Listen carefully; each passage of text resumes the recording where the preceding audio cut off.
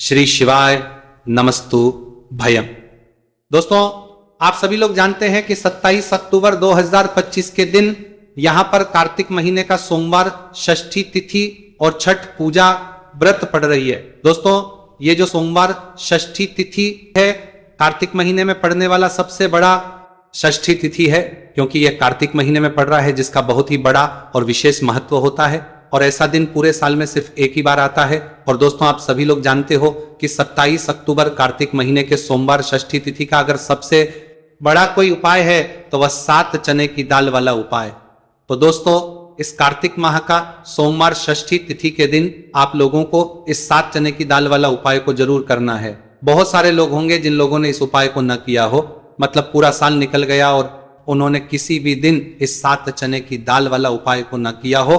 पर दोस्तों, आप पास एक आखिरी मौका बचा हुआ है जो कि 27 अक्टूबर कार्तिक महीने के सोमवार षष्ठी तिथि के दिन। तो इस दिन आप लोगों को इस वाले उपाय को जरूर कर लेना है। भले ही आपने पूरे साल भर अभी तक इस उपाय को ना किया हो, पर अगर आपने इस कार्तिक महीने के सोमवार षष्ठी तिथि के दिन अगर इस वाले उपाय को कर लिया तो आपको इस उपाय को करने का वह फल मिलेगा जिसकी आपने कभी कल्पना भी नहीं करी होगी। इसीलिए आप इस वाले उपाय को एक बार जरूर कर लेना ताकि आप लोगों के हाथ से यह मौका ना जा सके और आपको इस उपाय को करने का फल मिल सके। दोस्तों, यह उपाय पंडित जी ने अपनी अभी की ही शिव महापुराण की कथा में बताया है, जिस उपाय को आज हम आपको बहुत अच्छे से समझाने वाले हैं। इस वीडियो को देखने के बाद इस उपाय को समझने के लिए आपको कोई और वीडियो को देखने की जरूरत नहीं पड़ेगी। तो चलिए दोस्तों, उपाय को शुरू करते। देखिए, यह कार्तिक महीने के सोमवार षष्ठी तिथि के दिन ये इतना खास होता है, इतना महत्वपूर्ण होता है। देखा है कभी कभी बड़े बड़े पूजा पाठ अनुष्ठान से जो मनोकामना पूर्ण नहीं होते, वह कार्तिक महीने के दिन एक छोटे से उपाय करने से ही आपकी मनोकामना पूर्ण हो जाती है। और बहुत सारे लोगों ने इस उपाय को किया भी है और उनको इस उपाय को करने का फल भी जरूर मिला है। अगर आप लोग भी उपाय को करना चाहते हैं तो आप इस उपाय को पहले अच्छे से समझ लेना, सुन लेना, उसके बाद करना। आपको इस उपाय का फल जरूर मिलेगा। और इस उपाय को कर लेने से आपके घर में चाहे किसी भी प्रकार की दुख और समस्या क्यों ना चल रही हो, आपको उसका कारण भी नहीं पता है कि भाई ये समस्या किस कारण से चल रही है।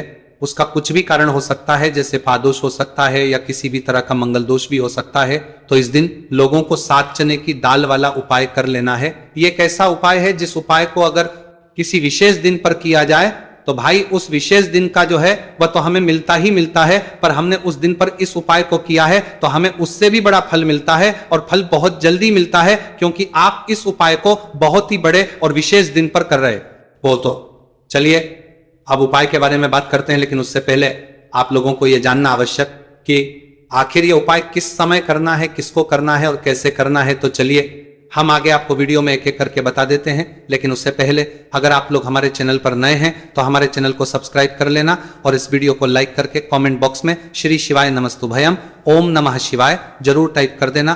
तो दोस्तों, इस 7 चने की दाल वाला उपाय को हमें इस सोमवार षष्ठी तिथि के दिन कैसे करना है, किसको करना है, किस समय करना है और कहां पर करना है, ये सारे सवालों के जवाब आपको इस वीडियो में मिल जाएंगे। और जो ये वीडियो देखेगा भाई, उसको 7 चने की दाल वाला उपाय जरूर करना चाहिए, क्योंकि इस दिन 7 चने की दाल का भी बहुत ही बड़ा और विशेष महत्व होता है।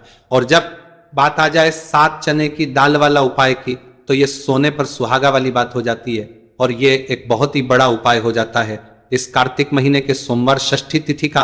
तो अब इस 7 चने की दाल वाला उपाय को आखिर करना किसको है, सबसे पहले हम लोग वो बात जान लेते हैं। तो देखो, घर की जो बड़ी माताएं बहनें होती हैं, उन माताओं बहनों में से कोई भी एक बड़ी माता बहन इस वाले उपाय को कर सकती है। और दोस्तों, अगर आप चाहे तो अपने घर में से सभी सदस्यों को भी इस उपाय को करवा सकते हैं। अगर किसी व्यक्ति की खुद की कोई मनोकामना है, खुद की कोई दुख और परेशानी है जो कि वह अपने लिए ही करना चाहता है, इस वाले उपाय को तो वह खुद अपने भी कर सकता है।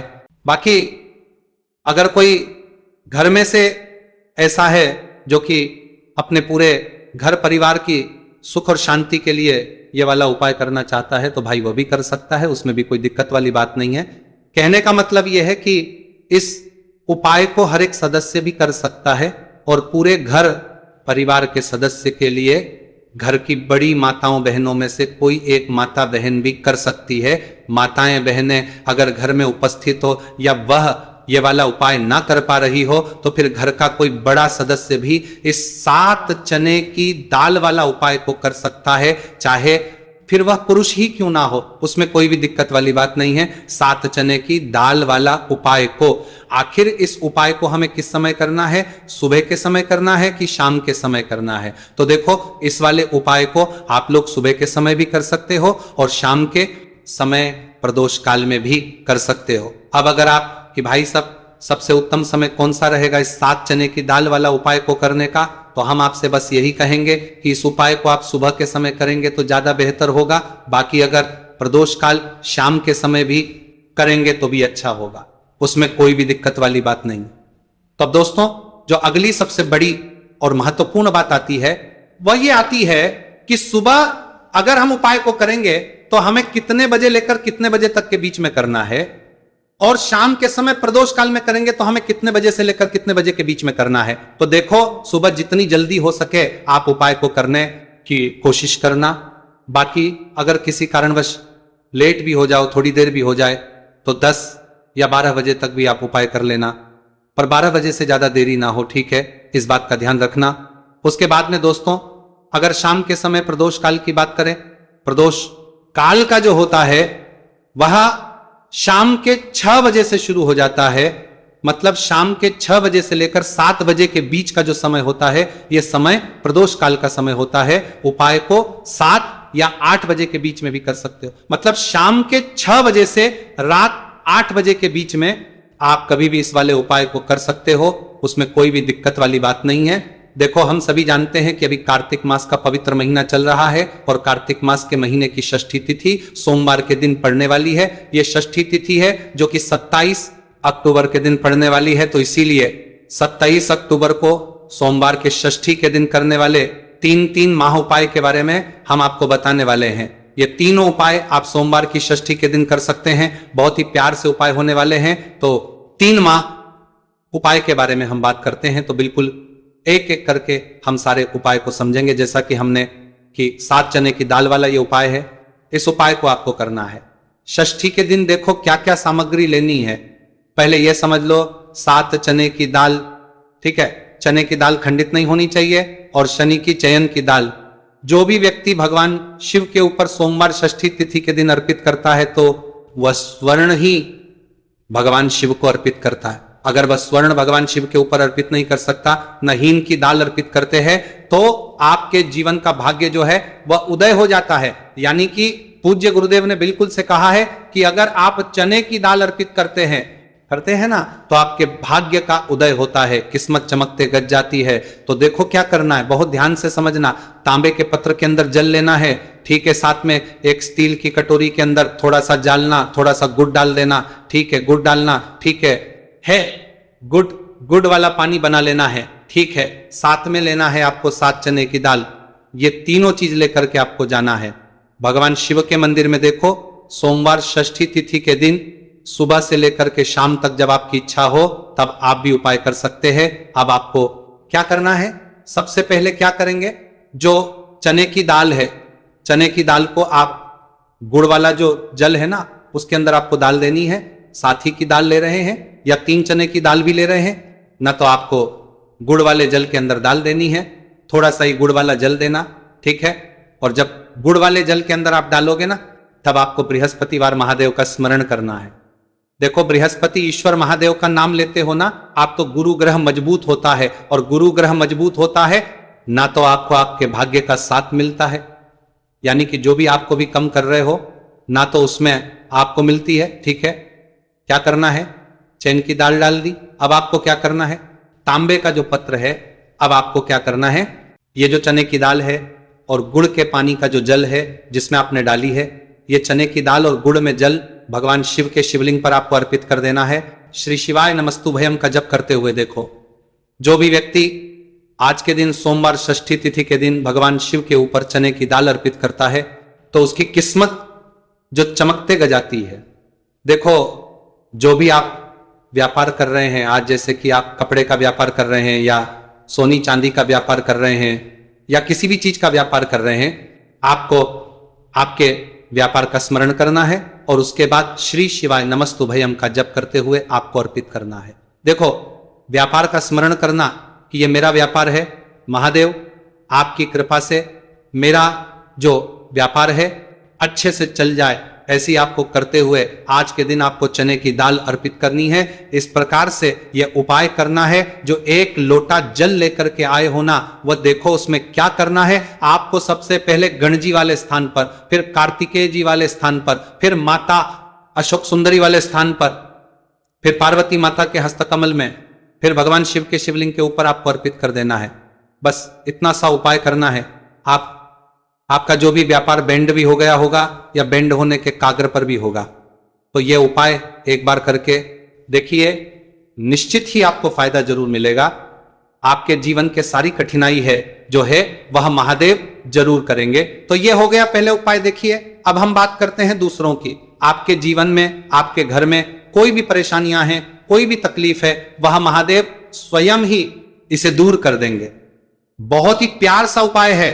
सोमवार षष्ठी तिथि के दिन करना है। आपको लेना है पीला चंदन, ठीक है, थोड़ा सा कटोरी के अंदर पीला चंदन लेना है, साथ में तांबे के पत्र के अंदर जल लेना है। देखो, बहुत ही प्यार सा उपाय है। अब आपको क्या करना है, महादेव के मंदिर में जाना है और उसके बाद देखो, ये आपको 7 बिंदी वाला ये उपाय है। 7 बिंदी वाला आपके घर की सारी परेशानियां कासन को दूर करने वाला है। ये मैं आपको सोमवार षष्ठी तिथि के दिन शाम के समय, प्रदोष कल के समय करना है। देखो, प्रदूषण का समय आपको सबको मालूम है ना। देखो, पूज्य गुरुदेव हमेशा कहते हैं कि प्रदोष कल का जो समय होता है वह सूर्यास्त के 45 मिनट पूर्व शुरू हो जाता है और सूर्यास्त के 45 मिनट बाद तक राहत है। अब देखो, 7 वाला ये उपाय है। आपको क्या करना है, आपके सीधे हाथ की चिट्ठी उंगली के पास वाली उंगली है, जिसे अनामिका उंगली कहते हैं, ठीक है, अनामिका उंगली का ही उपयोग आपको करना है। देखो क्या करना है, सब पहले आपको गणेश जी वाले स्थान पर एक बिंदी लगानी है, ठीक है। फिर उसके बाद वापस से चंदन के अंदर आपकी उंगली जानी चाहिए, फिर और कार्तिक जी वाले स्थान पर अर्पित करना, फिर चंदन की कटोरी के अंदर उंगली जानी चाहिए, फिर माता शुभ सुंदर वाले स्थान पर अर्पित करना। देखो, कई लोग क्या करते हैं कि गणेश जी पर लगा दी, कार्तिकेय जी पर लगा दी, फिर अशोक सुंदरी पर लगा दी, यानी कि बार बार डबोक नहीं है, उंगली ठीक है। तो ऐसा नहीं करना है। आपको समझ में आई आपको बात, आपको डबोक है, उंगली ठीक है, आपको गणेश जी वाले स्थान रिपीट कर दी, कार्तिक जी वाले स्थान पर कर दी, तीसरी जो है माता अशोक सुंदरी वाले स्थान पर अर्पित कर दी। देखिए, चौथी जो है वो पार्वती माता के हस्तकमल के वहां पर करनी है। 5वीं जो है वो आपको जलधारी के बिल्कुल कोनी में आपको अर्पित करना है। फिर उसके बाद भगवान शिव के शिवलिंग के पीछे तरफ आपको ये कोनी में अर्पित करनी है। जो जैसे जलधारी की कोनी में अर्पित करिए का विपरीत जो शिवलिंग के पीछे ये रहा है ना, वहीं पर कोनी पर अर्पित करनी है। लेकिन तुम्हें एक टिक्की जो है भगवान शिव के शिवलिंग पर आपको अर्पित करना है। श्री शिवाय नमस्तुभयम का जप करते हुए आपकी जीवन की जो भी परेशानियां हैं, घर के जो भी क्लेश है, वह सब दूर हो जाए, ऐसी कामना करते हुए आपको टीके लगा देनी है। और अंत में एक लौटा जल जो आप लेकर के आए हैं, वह भगवान शिव के शिवलिंग पर श्री शिवाय नमस्तुभयम ओम नमः शिवाय का जप करते आप अर्पित कर सकते हैं। तो बहुत ही प्यार सा उपाय था। देखो, 7 बिंदी वाला ये उपाय था।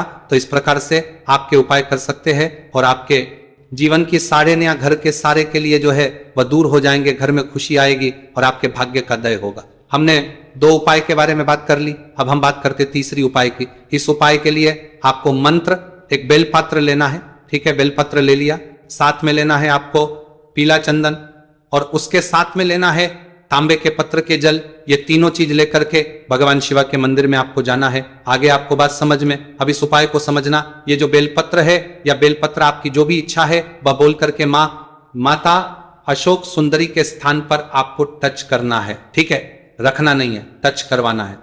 टच कैसे कराओ, गडंडे का जो हिस्सा होगा वो जल्लाद की तरफ होगा और पेट का हिस्सा महादेव की तरफ होगा। टच करके वापस से उठा लेना और के बाद जो पीला चंदन लेकर के आए हो ना, पीली चंदन की एक टिक्की आपको, ये जो तीनों पत्तियां के बीच में जो दांडी है ना, यहां पर आपको पीले चंदन की टिक्की जो है आपको लगा देनी है। आपकी जो भी मनोकामना है वो बोल करके एक गई, आपको बात समझ में। और उसके बाद ये जो बेलपत्र है महादेव के शिवलिंग के ऊपर अर्पित करना है। डंडे का हिसाब जलधारी की तरफ होना चाहिए। देखो, आपकी जो भी मनोकामना है, विशेष मनोकामना, वो आपको बोलना है इस सोमवार षष्ठी के दिन।